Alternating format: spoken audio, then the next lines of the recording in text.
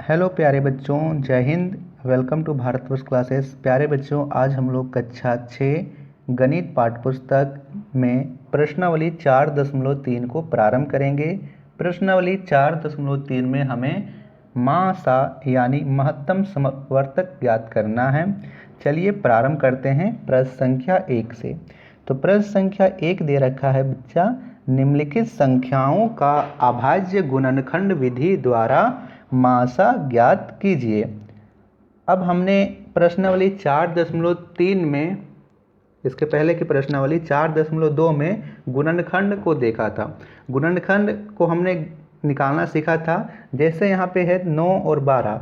9 का गुणनखंड पूछे तो वे संख्याएं जो 9 को विभाजित करती है वे 9 का गुणनखंड कहलाएगी।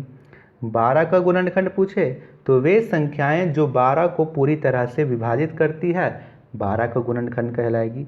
लेकिन इसमें एक और चीज़ दे रखा है कि अभाज्य गुणनखंड विधि।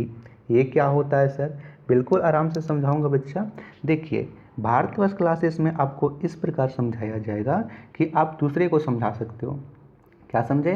कि हम दूसरे को भी समझा सकते हैं। इस प्रकार से आपको समझाया जाएगा, यानी एकदम बेसिक से लेके चलूँगा, आपको किसी भी चीज़ में दिक्कत नहीं होगी। सबसे पहले हम लोग यहाँ पे लिख लेते हैं अभाज्य संख्याएं क्या क्या है। अभाज्य संख्याएं वे संख्याएं हैं जो केवल एक तथा स्वयं से विभाजित होती है। जैसे 2, 3, 5, 7, 11, 13, 17। ये संख्याएं केवल एक तथा स्वयं से विभाजित होती है। हमें 9 तथा 12 का अभाज्य गुणनखंड ज्ञात करना है। उसके बाद इन दोनों से हमें मासा ज्ञात करना है। सबसे पहले है 9, तो 9 को लिख लीजिए। अब 9 के इधर रेखा खींचिए और इसके इधर भी रेखा खींच लीजिए कुछ इस प्रकार से। अब आपको देखना है बच्चा कि ऐसी कौन सी अभाज्य संख्या है जो 9 को विभाजित करती है। क्या कहा मैंने? आराम से समझिए कि ऐसी कौन सी अभाज्य संख्या है जो 9 को पूरी तरह से विभाजित करती है। विभाजित करने का अर्थ है कि यह पूरी तरह से उसका पहाड़ा में 9 आ जाएगा। सबसे पहले है 2, तो क्या 2 का पहाड़ा में 9 आता है? नहीं आता है। इसके बाद है अभाज्य संख्या 3। क्या 3 का पहाड़ा में 9 आता है? हाँ आता है। 3 का पहाड़ा में 9 कितनी बारी में आता है? 3 का पहाड़ा में 9 3 बारी में आता है। 3 तिया 9। Very good. तो यहाँ पे हम लिख लेंगे 3। 3 लिख लिए। 3 का पहाड़ा में 9 कितनी बारी में आ रहा है? 3 बार में। तो यहाँ लिख लेंगे 3। 3 तिया 9। अब यहाँ पे कौन सी संख्या आई? यहाँ पे 3 आई। अब इसे चेक करना है कि कौन सी अभाज्य संख्या है जो यहाँ पे है 3, 3 को विभाजित करती है। तो फिर से चेक करते हैं। 2 से नहीं होगा, 3 से होगा। 3 एकम 3, तो यहाँ लिखेंगे 3 और 3 का पहाड़ा में 3 एक बार में आता है, 1 लिख देंगे। तो ये हमारा 9 का गुणनखंड ज्ञात हुआ। अब गुणनखंड में कौन कौन सी संख्याएं, जो संख्या बाहर आई है, जैसे यहाँ पे है 3 और 3, तो ये 9 के गुणनखंड है। आप यहाँ पे एक जो शेष बच गया है, एक को भी लिख सकते हो या नहीं भी लिख सकते हो। क्या कहा मैंने? आप लिख भी सकते हो, नहीं भी लिख सकते हो। तो यहाँ पे हम लिख लेंगे 3 गुने 3 गुने 1 1। चलिए लिख लेते हैं। इससे लिखने या नहीं लिखने से कोई फ़र्क नहीं होता है, क्योंकि आप इससे गुना करोगे तो संख्या वही होगी। 3 तिया 9 यहाँ पे है, इसको 1 से गुना करोगे तो 1 यहाँ पे 9 ही होगा। तो 1 लिख भी सकते हो, नहीं भी, मैंने लिख दिया है। अब हमें दूसरी संख्या है 12। 12 का अभाज्य गुणनखंड ज्ञात करना है। तो 12 के अभाज्य गुणनखंड ज्ञात करने से क्या करेंगे हम लोग? सबसे पहले देखेंगे कौन सी सबसे छोटी अभाज्य संख्या है जो 12 को विभाजित करती है। तो सबसे छोटी अभाज्य संख्या 2 है। 2 का पहाड़ा में 12 आता है। तो सबसे पहले हम लोग क्या लिखेंगे? यहाँ पे 2 लिखेंगे। 2 का पहाड़ा में 12 कितनी बारी में आता है? 6 बारी में, तो 6 लिख लेंगे। अब यहाँ पे है 6।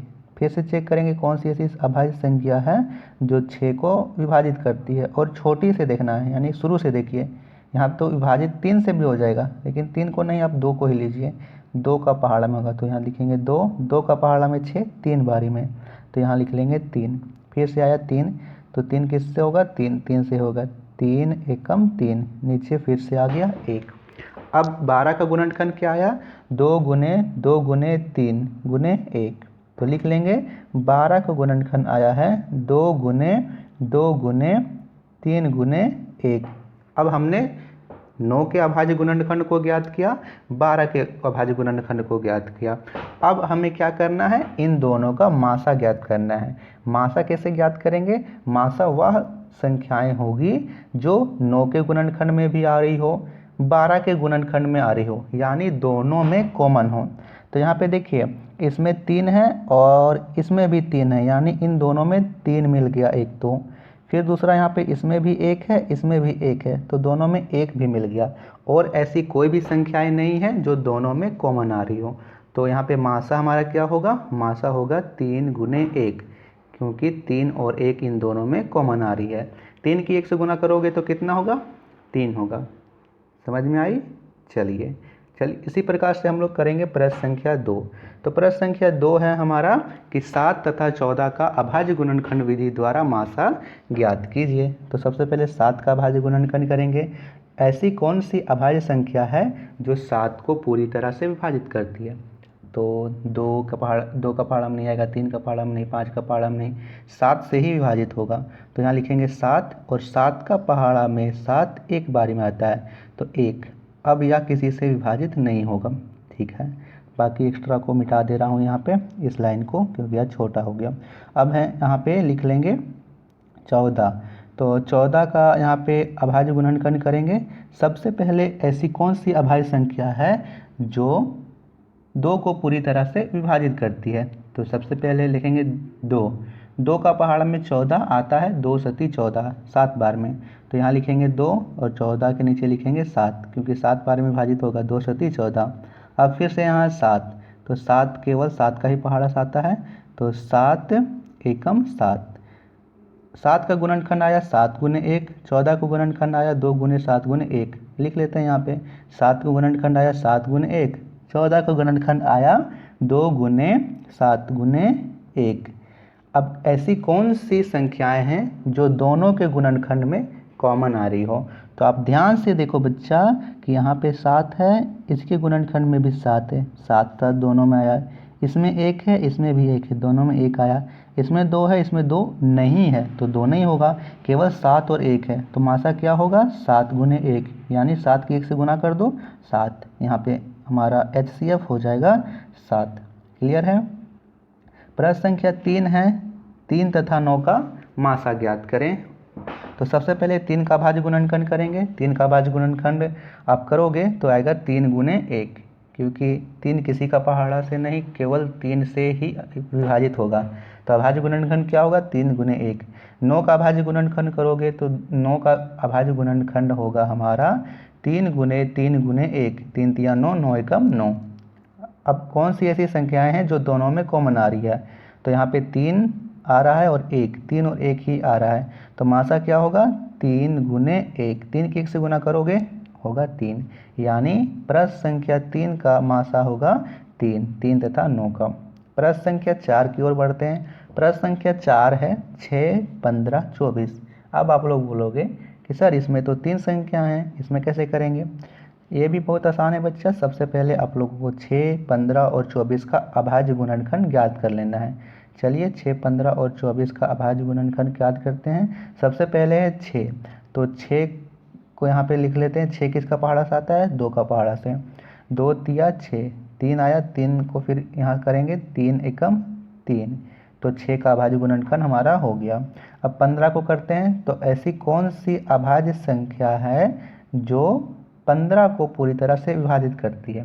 ऐसी सबसे छोटी कौन सी अभाज्य संख्या है जो 15 को पूरी तरह से विभाजित करती है। 2 से नहीं होगा, 3 से हो जाएगा। 3 पचे 15, यानी 5 हो गया। अब 5 को देखेंगे तो 5 कौन सी अभाज्य संख्या है जो 5 को पूरी तरह से विभाजित करती हो और वह सबसे छोटी हो। तो यहाँ पे होगा 5 का पहाड़ा से आएगा केवल 5 एकम 5। अब यहाँ पे 15 के भी अभाज्य गुणनखंड हो गए। 24 का अभाज्य गुणनखंड करते हैं। ऐसी कौन सी अभाज्य संख्या है जो 24 को पूरी तरह से विभाजित करती है।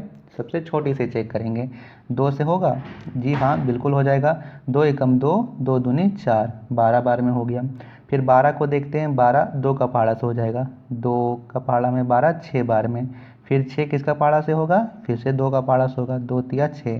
3 किसका पहाड़ा से होगा, 3 केवल 3 का पहाड़ा से होगा, 3 एकम 3। काफ़ी आसान से हमने तीनों के अभाज्य गुणनखंड ज्ञात कर लिए। अब लिख लेंगे हमें 6 का अभाज्य गुणनखंड आया 2 गुने 3 गुने 1 लिख लेंगे। 15 के गुणनखंड हमारे आए हैं 3 गुने 5 गुने 1, 3 गुने 5 गुने 1 लिख लिया हमने।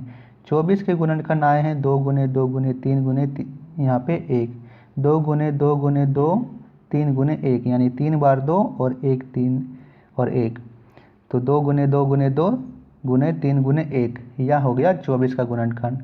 कौन सी ऐसी संख्या है जो तीनों में आ रही है? क्योंकि अब 3 संख्याएं दे रखी है तो तीनों में कॉमन आनी चाहिए।